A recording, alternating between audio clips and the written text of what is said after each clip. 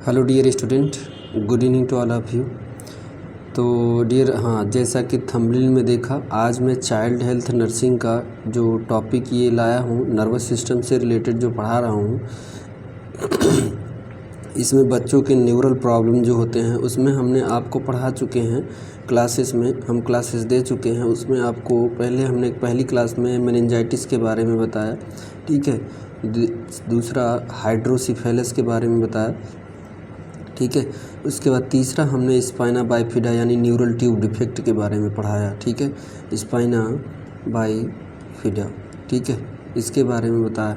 तो आज उसी कड़ी में मैं उसी सिस्टम से रिलेटेड एक ऐसा डिफेक्ट या एबनॉर्मेलिटी या डिजीज कह सकते हैं आप इसको, जो कि जिस परिवार में ऐसे बच्चे का जन्म होता है उस टाइम तो बहुत खुशी मिलती है, लेकिन वो खुशी सिर्फ कुछ समय के लिए रहती है। फिर उसके बाद जब से तक ये बच्चा रहेगा तब से तक चेहरे पे ना सही से हंस पाएंगे ना वो।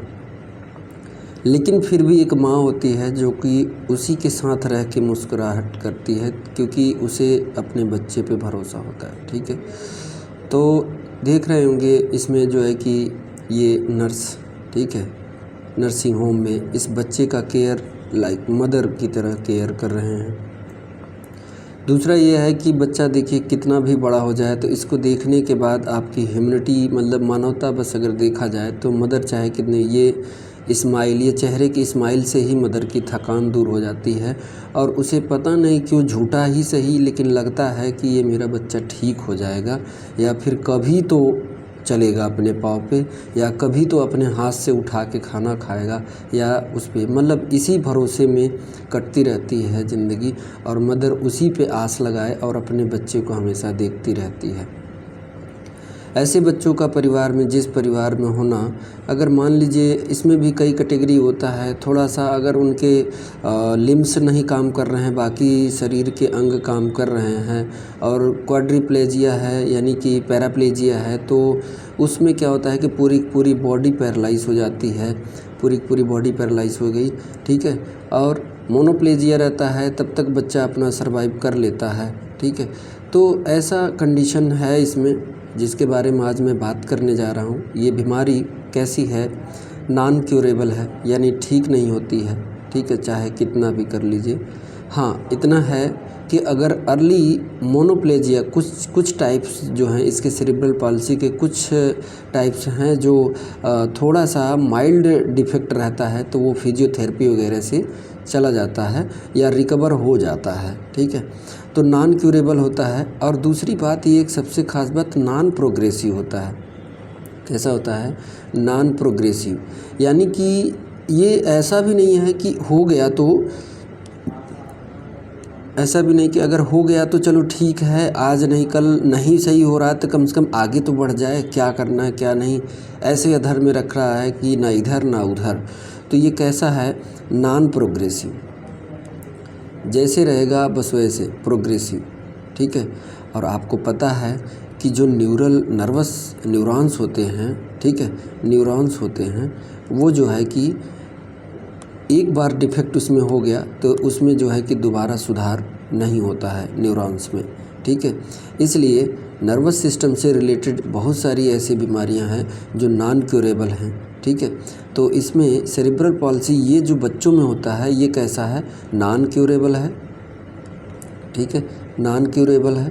और दूसरा नॉन प्रोग्रेसिव है, यानी ठीक नहीं होता है, और ये बढ़ता नहीं है ना घटता है, नॉन प्रोग्रेसिव है। उसके बाद नॉन फेटल है, ऐसा भी नहीं है कि मृत्यु हो जाए, ठीक है, ऐसे बच्चे की डेथ भी हो जाए, ये भी नहीं होता है, ठीक है, ये भी नहीं होता। यानी कुल मिला के ज़िंदगी को जो है कि ऐसे रखता है। अब अगर मान लीजिए पूरे हाथ पाँव से अगर अपंग हो गया, पैरालाइज हो गया, तो ऐसे मदर पे क्या बीतती होगी। अब जिस घर में होगा उस माता को ईश्वर शक्ति दें, ठीक है। तो चलिए आइए हम आप टॉपिक पे, मैं इसलिए डिस्कस कर रहा हूँ कि देखिए क्या होता है कि हम नर्स हैं, ठीक है, तो आप लोग भी फ्यूचर नर्स हो, आगे नर्सिंग जाओगे तो फ्यूचर में आपको ऐसे केसेस मिलेंगे, तो उनके इमोशंस को कैसे फील कर पाओगे, उनकी फीलिंग्स को कैसे फील कर पाओगे स्वयं, कैसे समझ पाओगे, कैसे अंडरस्टैंड कर पाओगे। और आपको पता है कि जब से पेशेंट की इमोशंस फीलिंग को समझ नहीं पाए और उससे बात नहीं कर पाए तब तक उसका केयर भी नहीं कर पाओगे आप, ठीक है। तो एक नर्स होने के नाते आपको सभी तरीके से समझना होगा, physical, spiritual, mental and social, ठीक है, सभी तरीके से ज्ञान होना चाहिए आपको। एक अच्छे नर्स की क्वालिटी यही है कि मरीज को पूरा स्किल अपना लगा दे, जितना उसके अंदर कौशल हो वो उतना लगा दे उसको रिकवर करने के लिए, उसके फिर से वही लाइफ जीने के लिए जो पहले से नॉर्मल लाइफ जी रहा था, या फिर जो है बिगड़ा हुआ है, जो थोड़ा सा सुधार इसमें आ जाए तो ये अपना जीवन यापन कर सकता है, ठीक है। तो चलिए आइए शुरुआत करते हैं डियर। अब आपके एग्ज़ाम की बात करते हैं कि एग्ज़ाम में क्या लिखोगे आप। एग्ज़ाम में देखिए इंट्रोडक्शन में, अगर इसकी इंट्रोडक्शन की बात की जाए तो ये नॉन क्यूरेबल होता है और नॉन फेटल कंडीशन होता है, ठीक है। किसके कारण? Due to damage of the growing brain before और ड्यूरिंग बर्थ। बच्चे के जन्म से पहले उसके ब्रेन में क्या डिफेक्ट हो जाता है, या फिर ड्यूरिंग बर्थ यानी जब जन्म लेता है तब दिक्कत हो जाता है, ठीक है। तो देखिए डियर, अभी इसमें बहुत सारे काज होते हैं, अगर मैं बहुत ज़्यादा लंबा ले जाऊंगा तो वीडियो बहुत लंबा हो जाता है और आप लोग देखते नहीं। It is most common cause of crippling in children. बच्चों में विकलांगता जितनी भी होती है वो सबसे कॉमन काज यही है, ठीक है। Its severity is ranging from minor incapacitation to total handicapped, यानी कि थोड़ा सा डिफेक्ट किसी एक लिम्ब में से लेके चारों के चारों या पूरी की पूरी बॉडी हैंडीकैप्ड हो जाती है, विकलांग हो जाता है। कुछ तो कई बच्चों में जैसे कि ऐसे भी बच्चे होते हैं जिनके सिर्फ एक हाथ में विकलांगता होती है, एक हाथ में, बाकी उसके पाँव काम कर रहे हैं, बाकी उसके पाँव काम कर रहे हैं और उसके हाथ एक काम कर रहा है, सारी चीज़ें। तो ये सर्वाइव कर सकता है, ये सर्वाइव कर सकता है। इसका सिर्फ एक हाथ पैरालाइज हुआ है, तो ऐसे ये क्या है, माइनर है, ये माइनर में आएगा। और अगर टोटल की बात करें तो टोटल हाथ, दोनों पैर, ठीक है, ये भी हो गया। तो पैर ऐसे कंडीशन में जीवन यापन करना बहुत मुश्किल हो जाता है, ठीक है। इस बच्चे का रहना न रहना कोई मतलब नहीं, ठीक है। It is characterised by impaired movement और loss of voluntary control to the muscles, ठीक है। ये कैसे पता चलता है कि ये क्यों हुआ, कैसे हुआ? तो इम्पेयर्ड मूवमेंट या फिर loss of voluntary control to the muscles, उसके मसल्स के मोटर सिग्नलिंग जो है लॉस हो जाती है और क्या हो जाता है कि इम्पेयर्ड मूवमेंट हो जाता है, ठीक है। नॉन प्रोग्रेसिव डिसऑर्डर होता है, क्वेश्चन यहाँ से पूछता है, क्वेश्चन यहाँ से पूछता है, क्वेश्चन यहाँ से पूछता है। Most common type of cerebral palsy is spastic cerebral palsy. अभी सब हम रखे हैं, दिखाएंगे आपको। तो आइए अब आपको डेफिनीशन बताते हैं इसकी, ठीक है। डेफिनीशन में क्या है? CP is a group of non-progressive, non-fatal, non-curable disorder resulting from the malfunction of the motor centers and pathway of brain, ठीक है। यानी जो ब्रेन है बच्चे के ब्रेन का क्या, मोटर सेंटर और पाथवे जो सेंटर पे आर्गन तक जो न्यूरॉन्स लेके जाती हैं उनमें दिक्कत हो सकता है और उसके सेंटर में दिक्कत हो सकता है। तो इसका काज अगर बात करें तो इट में भी प्रीनेटल यानी बिफोर बर्थ और पोस्ट नेटल यानी आफ्टर बर्थ भी दिक्कत हो सकता है। It is not a familial disease, ऐसा कुछ नहीं है कि इस फैमिली में है तो पहले हुआ था इस वजह से है, ऐसा कुछ नहीं है। पेरीनेटल हाइपोक्सिया या बर्थ एस्पाइक्सिया यानी जब बेबी की डिलीवरी हो रहा था उस दौरान लेबर पेन उठा, जब फर्स्ट स्टेज या फिर और उससे पहले ही बच्चे का अम्बिलिकल कॉर्ड कहीं से दब गया और मदर के द्वारा जो सर्कुलेशन बच्चे को पहुंचता था वो बंद हो गया और बच्चे के शरीर में ऑक्सीजन की कमी आई और उस ऑक्सीजन की कमी की वजह से बच्चे की ब्रेन का सेल जो है डेड कर गया, यानी न्यूरॉन्स जो डेड कर गई, ठीक है। न्यूरॉन क्या हो गई, डेड कर गई। इवन बच्चे में ही नहीं, आप बड़ों में भी देख लीजिए, ऑक्सीजन की कमी जब होती है तो सबसे पहले क्या, ब्रेन सेल डेड होता है। तो ब्रेन हमारा क्या है, सारे शरीर का कंट्रोलिंग पावर है, जब यही नहीं रहा तो फिर कोई मतलब नहीं। लेकिन यहाँ पे क्या होता है पैरालिसिस में कि किसी एरिया का डिफेक्ट होता है तो उसी की वजह से सिग्नल यहाँ नहीं आता है, इसलिए वो ऑर्गन काम नहीं करता है।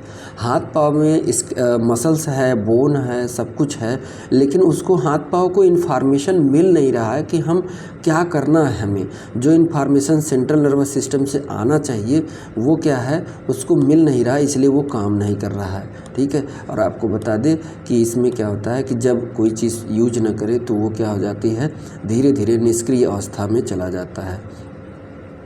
कंजेनाइटल मालफॉर्मेशन, ठीक है, यानी कि बर्थ डिफेक्ट हो गया। उसके बाद बर्थ ट्रॉमा यानी डिलीवरी के दौरान उसको कहीं जो है कि कापुट सक्सीडिनम इसी को बोलते हैं। ऐसा कि जो बच्चा डिलीवर कर रहा था, डिलीवर करते समय उसके जो है कि हेड में फ्लूइड का एक्युमुलेशन हो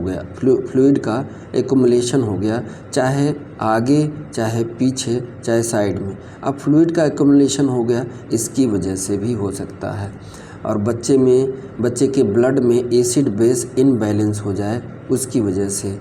इनडायरेक्ट हाइपर बिलिरुबिन यानी कि जो लीवर में, बच्चे के लीवर में जो बिलिरुबिन बन रहा है, बिलिरुबिन 2 तरीके का होता है, एक डायरेक्ट और एक इनडायरेक्ट। ठीक है। तो डायरेक्ट दिक्कत नहीं, इनडायरेक्ट दिक्कत करता है। इनडायरेक्ट हाइपर बिलिरुबिन यानी कि इनडायरेक्ट जो होता है वो ज़्यादा हो जाता है इस केस में, इस वजह से भी हो सकता है। उसके बाद मदर को प्रेगनेंसी के दौरान टॉर्च इन्फेक्शन हो गया। टॉर्च बोले तो TO मतलब टॉक्सोप्लाज्मोसिस, ठीक है। R मतलब रूबेला, ठीक है, रूबेला। C मतलब साइटोमेगालोवायरस।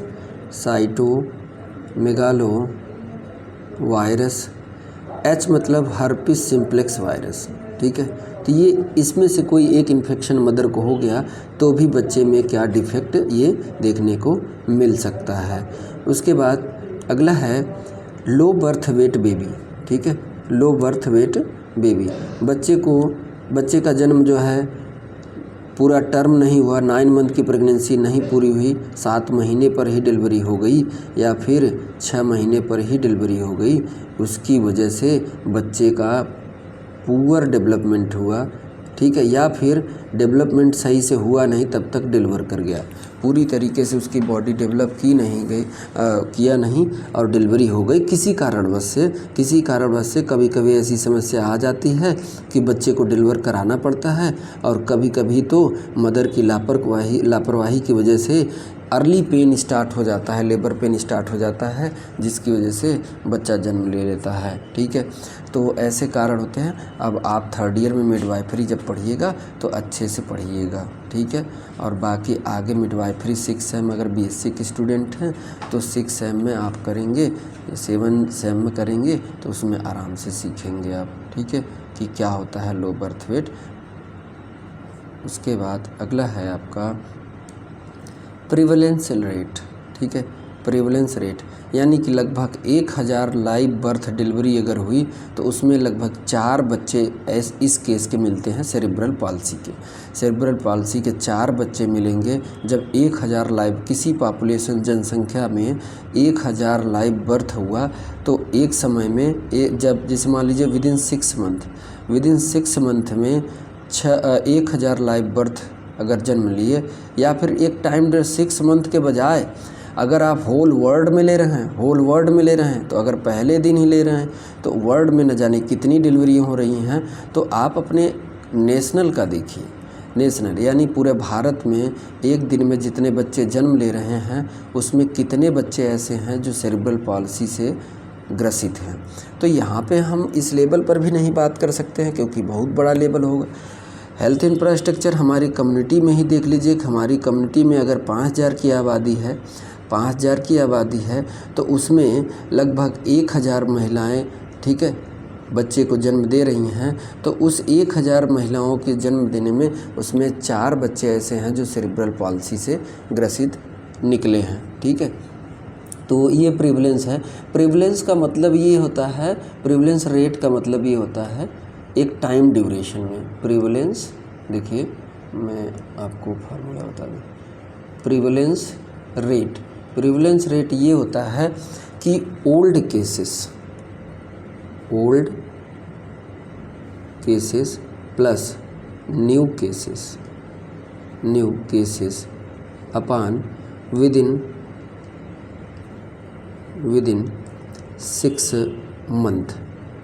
6 मंथ है आप टाइम। तो ये है, ठीक है, रेट निकालने का।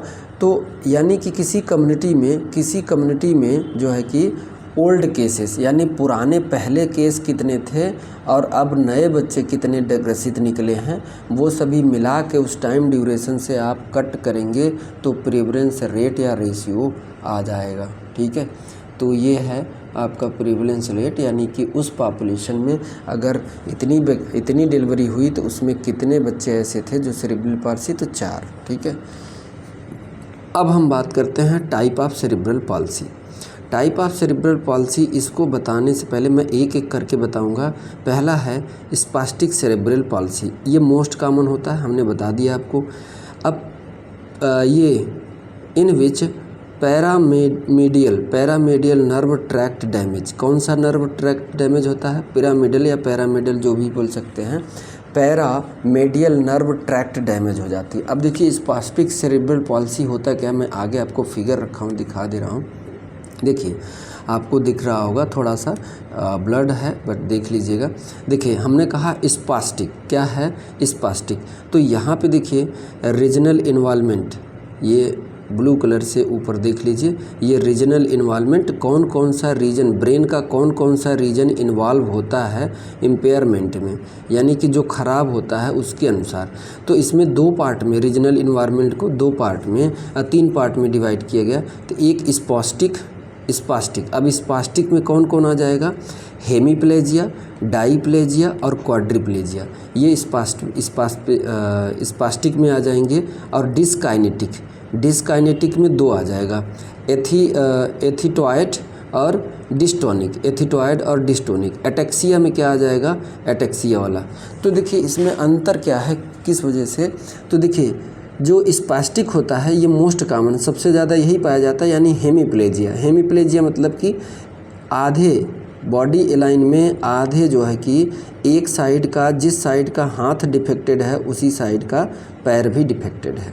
ठीक है, तो ये हेमीप्लेजिया। डाईप्लेजिया में क्या है? दोनों साइड, ठीक है, दोनों साइड। तो सीवियर इन्वॉल्वमेंट, देखिए पैर इसमें, यानी कि पैर एकदम सीवियर इन्वॉल्वमेंट है और हाथ अभी सीवियर नहीं है, माइल्ड इन्वॉल्वमेंट है, यानी कि फिजियोथेरेपी अगर हो जाए तो ये आ लौट सकता है, लेकिन पैर मुश्किल है क्योंकि वो सीवियर फॉर्म में चला गया है।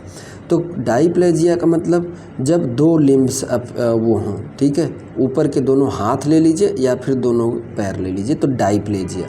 ठीक, क्वाड्रिप्लेजिया मतलब दोनों ऊपर के हाथ और दोनों पैर दोनों अफेक्टेड हो जाएं, पैरालाइज हो जाएं। ठीक है, एथिटॉयड में क्या होता है कि पूरे तरह नहीं, पूरी बॉडी में माइल्ड इन्वॉल्वमेंट होगा, पूरी बॉडी में माइल्ड इन्वॉल्वमेंट होगा। और डिस्टोनिक क्या होता है? डिस्टोनिक में ये जो है कि यही एथिटॉयड वाला इसी की कैटेगरी पे बोला गया है डिस्टोनिक, यानी मसल स्टोन इसका प्रॉपर नहीं होगा।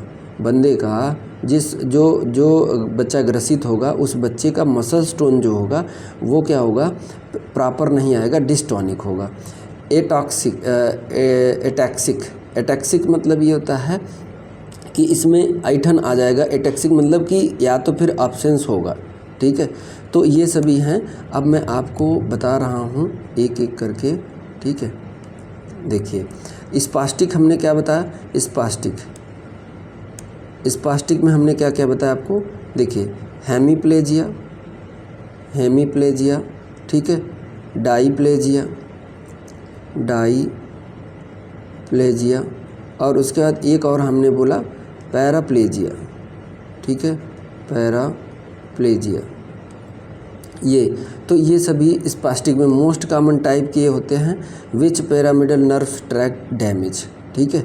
उसके बाद एथिटॉइड, देखिए इसमें क्या होता है कि जो ब्रेन का एरिया है, थोड़ा सा ये देख लीजिए, ब्रेन का जो एरिया है, देखिए स्पास्टिक में क्या है, देखिए ऑसिपिटल एरिया का, थोड़ा सा जूम कर देता, जूम कर दे,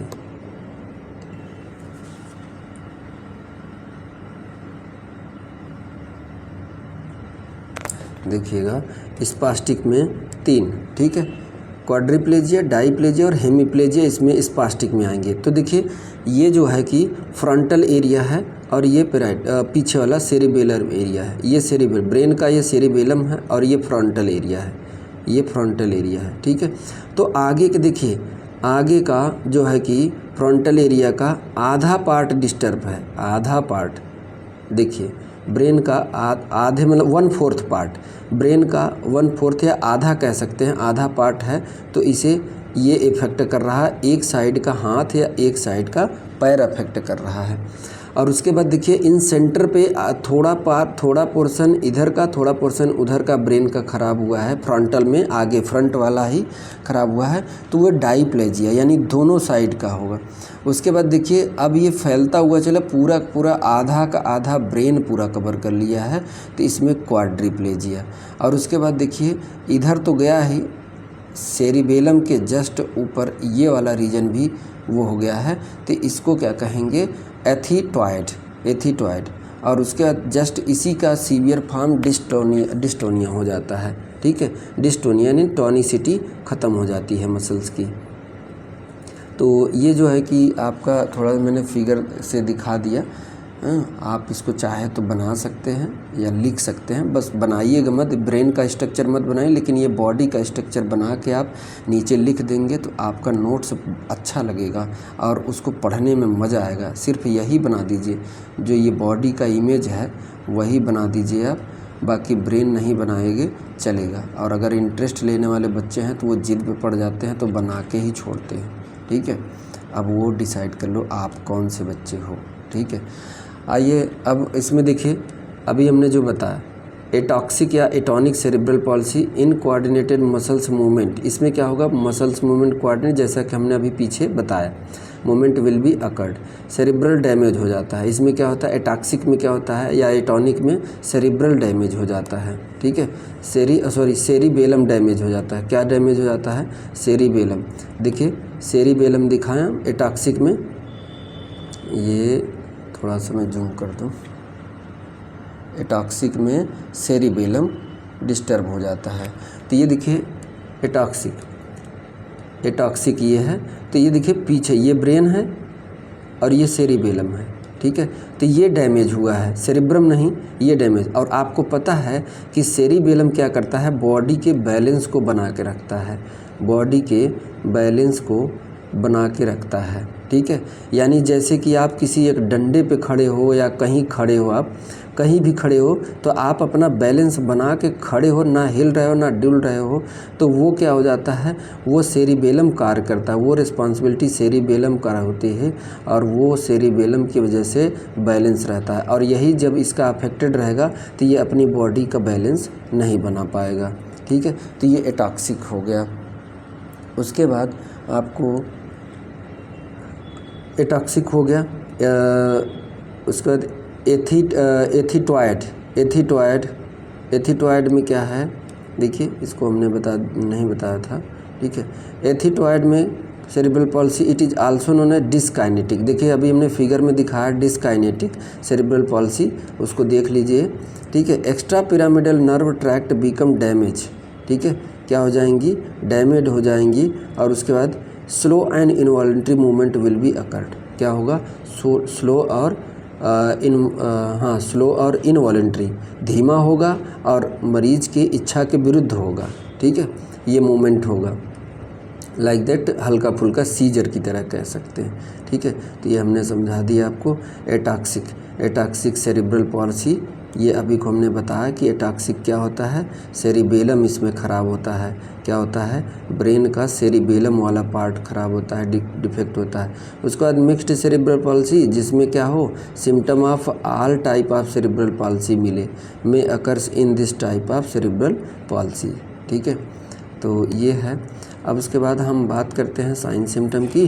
तो सीवियर मसल्स स्पाज्म होगा, ऐठन होगा, मांसपेशियों में ऐठन हो जाएगा। Slow and involuntary muscles movement होगा, धीमा होगा लेकिन इनवॉलेंट्री उसके इच्छा के विरुद्ध मसल मूवमेंट होगा मांसपेशियों का। इनकोऑर्डिनेटेड मसल्स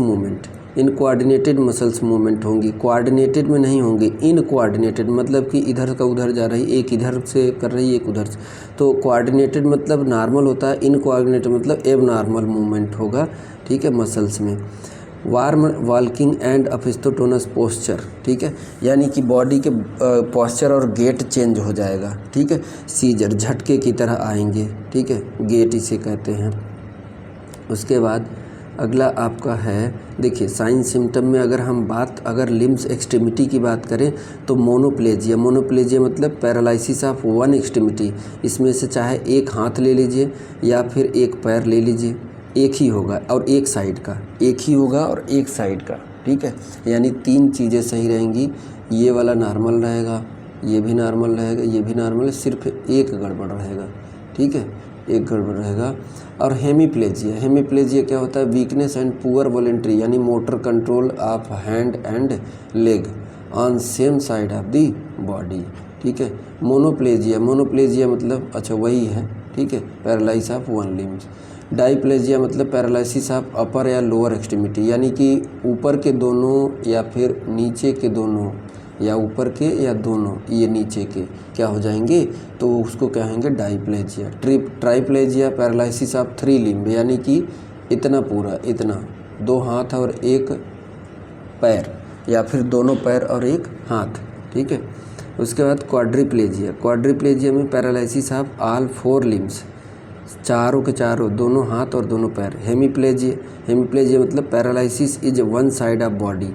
देखिए अभी एक्सट्रीमिटी में हो रहा था, अब पूरा आधा बॉडी में चला जाएगा, आधा बॉडी काम करना बंद कर देगा, तो उसे हेमीप्लेजिया कहते हैं। हेमीपैरेसिस क्या होता है? हेमीप्लेजिया के केस में ही मसल्स वीकनेस या फिर partial paralysis on one side of the body, तो वही हेमीप्लेजिया में ही हेमीपैरेसिस दिखता है। हेमीप्लेजिया डिफेक्ट है, उसकी वजह से जो परेशानी आती है वो हेमीपैरेसिस है, यानी मसल्स वीकनेस और पार्शियल पैरालाइज, मतलब पूरी तरह से नहीं, पार्शियली जो है कि पैरालाइज है मसल्स। उसके बाद आपका आता है, आगे है मेंटल रिटार्डेड होगा ऐसा बच्चा। डिले डेवलपमेंटल माइलस्टोन हो गए, यानी कि उसके माइलस्टोन बहुत डिले में आएंगे। डिफ़िकल्ट विथ फीडिंग, और फीडिंग नहीं कर पाएगा। Delayed disappearance of the neonatal reflexes. Seizures and visual difficulties, strabismus is most common, यानी ऐसे बच्चे में सीजर झटके भी आ सकते हैं, या फिर उसकी आँखों से धुंधला भी दिखाई दे सकता है, या फिर जो है कि आंखें ऐंची भी हो सकती हैं। डायग्नोसिस में सीटी स्कैन और एमआरआई। नर्सिंग केयर में दिस डिसऑर्डर इज इरिवर्सिबल, क्या होता है? इरिवर्सिबल, एक बार हो गया तो दोबारा वापस नहीं आता है, irreversible. Can not be treated only symptomatic treatment में इनिशिएटेड, चाहे दवा ट्रीटमेंट कर दीजिए लेकिन दवा के साथ साथ फिजियोथेरेपी भी अगर आप कराएंगे तभी सही हो सकता है, रिकवर हो सकता है। Communicate the patient according to development age, यानी ऐसे बंदे को अगर हो गया तो उसको नर्सिंग केयर तब देना, यानी उसके डेली एक्टिविटीज़ का जो कामों हैं उनमें हाथ बटाना, और ये घर का कोई गार्जियन कर सकता है या तो एक नर्स ही कर सकती है, ठीक है। Patient according to developmental age, not his chronological age, ठीक है, उसके अकॉर्डिंग। IQ पढ़ा होगा, वहाँ पे क्रोनोलॉजिकल एज और मेंटल एज पता चल जाएगा, ठीक है, घबराइए नहीं। उसके बाद अगला है प्रिवेंशन, कैसे प्रिवेंट करेंगे इसको, ठीक है। प्रिवेंशन में अवॉइड ऑल इटियोलॉजिकल फैक्टर, यानी कि जितने कारण से हो रहा था उसको कोशिश करिए कि वो चीज़ें ना आए। जैसे कारण में ये था, बर्थ एस्फाइक्सिया था और इनडायरेक्ट बिलीरुबिन लेवल बढ़ गया था, ठीक है। तीसरा था हाइपॉक्सिया, ठीक है, हाइपॉक्सिया था, या ट्रामा हो गया, ठीक है, या इंजरी हो गया, या इन्फेक्शन हो गया। तो ये सभी चीज़ें क्या कंट्रोल कर लें तो क्या हो जाएगा, next pregnancy to prevent cerebral palsy, next pregnancy में सेरेब्रल पॉल्सी नहीं होगा, ठीक। ठीक है। और नहीं मैनेज किया गया तो फिर दोबारा आएंगे बच्चे, तो फिर दोबारा मेंटली क्या होगा, रिटार्डेड होगा, और नेक्स्ट ईटियोलॉजिकल फैक्टर की वजह से उसको दिक्कत आ जाएगा ब्रेन में और स्पाइनल कार्ड में। तो डियर ये सेरिब्रल पॉल्सी था। अब मिलते हैं नेक्स्ट वीडियो। अब जो हमारा जो सिस्टम होगा डियर, वो सिस्टम होगा मस्कुलो स्केलेटल सिस्टम से रिलेटेड, ठीक है, मस्कुलो स्केलेटल सिस्टम से। तो खुश रहिए, मस्त रहिए, जहाँ रहिए स्वस्थ रहिए। Thank you so much and good night.